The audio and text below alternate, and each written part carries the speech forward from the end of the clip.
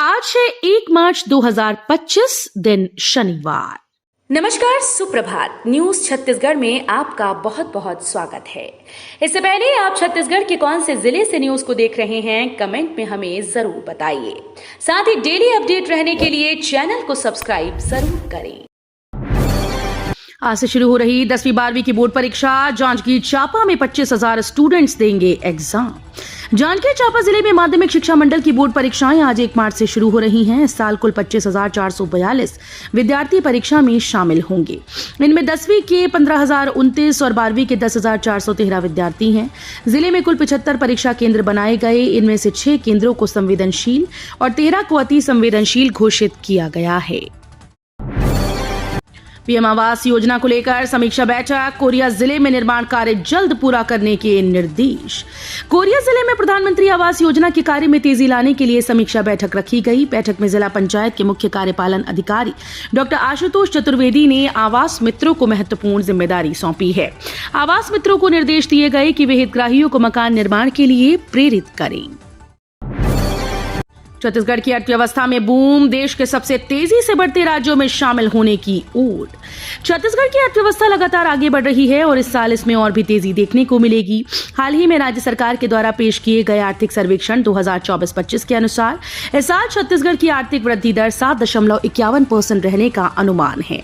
इसका मतलब है कि व्यापार, उद्योग और खेती से होने वाली आमदनी में लगातार इजाफा हो रहा है। सड़क पर बर्थडे मनाने पर बैन, लंगर भंडारा करने पर होगी कार्रवाई। छत्तीसगढ़ सरकार अब बेवजह ट्रैफिक जाम करने वालों पर सख्त कार्रवाई करने वाली है। सड़क पर बर्थडे मनाने पर बैन लगा दिया गया। छत्तीसगढ़ के मुख्य सचिव अमिताभ जैन ने एक हाई प्रोफाइल बैठक में अधिकारियों को इस मामले में कड़ी कार्रवाई के निर्देश दिए।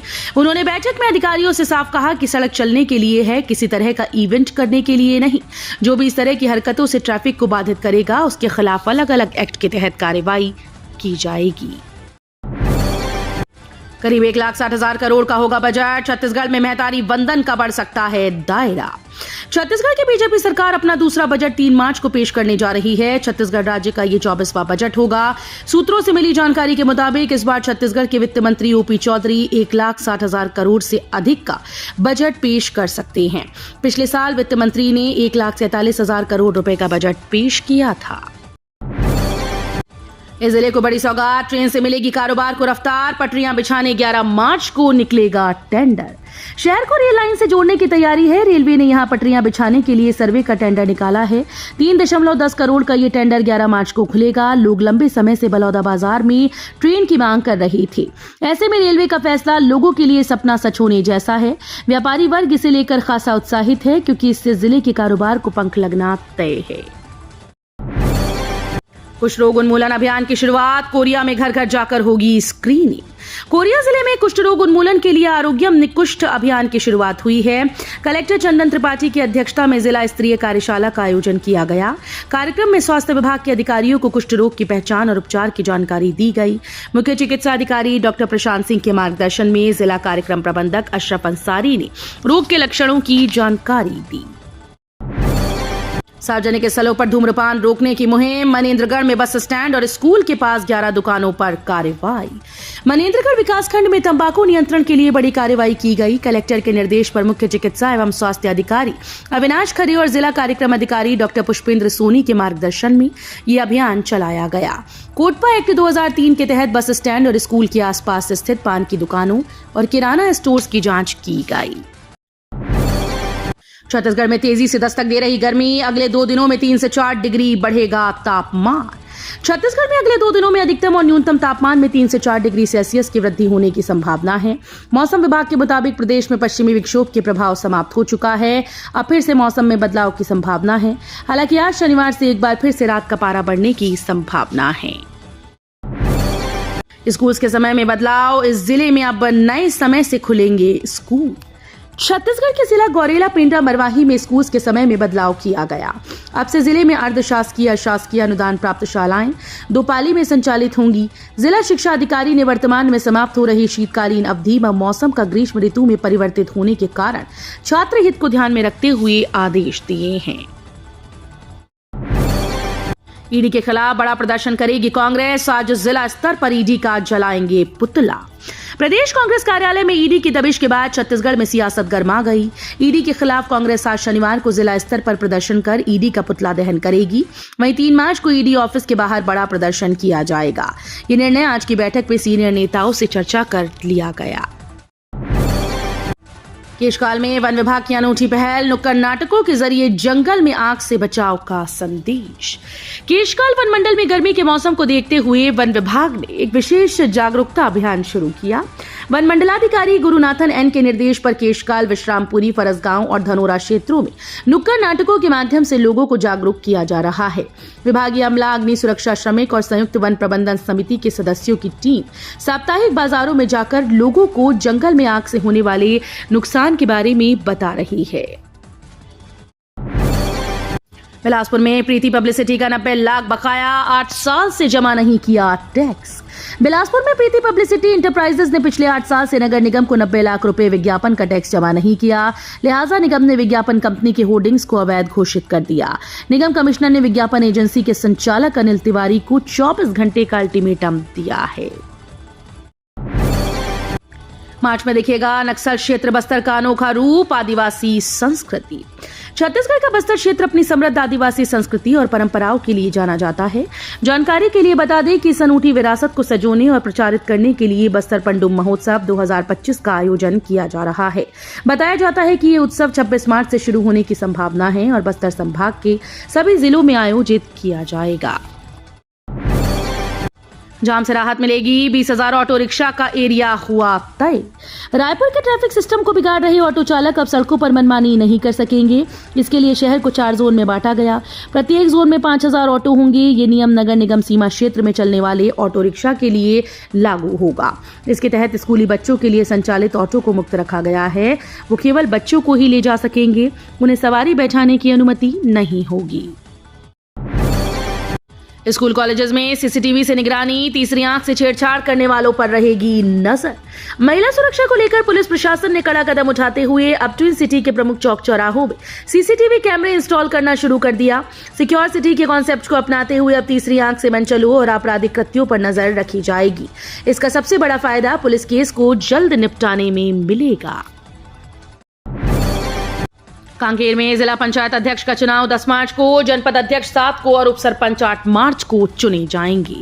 कांकेर जिले में पंचायत चुनाव का कार्यक्रम घोषित कर दिया गया। कलेक्टर नीलेश कुमार महादेव क्षीरसागर ने सभी जनपद पंचायतों के मुख्य कार्यपालन अधिकारियों को निर्देश जारी किए हैं।